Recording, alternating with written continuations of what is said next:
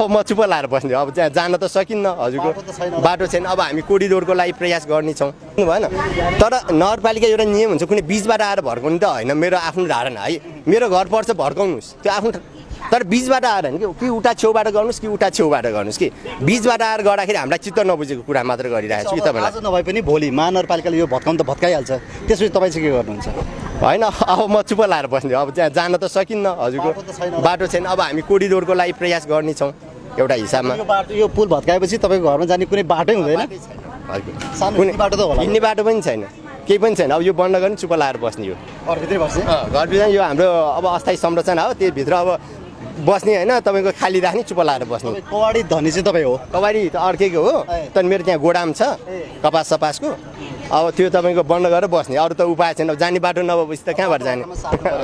सार्नु पऱ्यो अब जे गर्नु पऱ्यो त्यो बन्द खाली जग्गा चाहिँ खाली राख्नु पर्ने भयो चाहिँ आउँछौँ अरू आवश्यकता छ त्यसो आवश्यक छ धेरै मान्छेलाई आवश्यक छ अब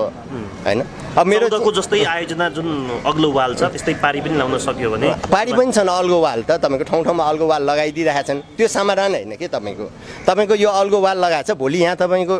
जुन चाहिँ हाम्रो नालीहरू हुन्छ टोयलेटहरू हुन्छ त्यसबाट त पानी आइहाल्छ यो त तपाईँको वाल लगाउनु मात्र कुनै अर्थ छैन कतिको समाधान हो होइन यो यस्तो सर यो अब प्राइभेट पुल भयो ठिक छ मेरो धारणा के हो भने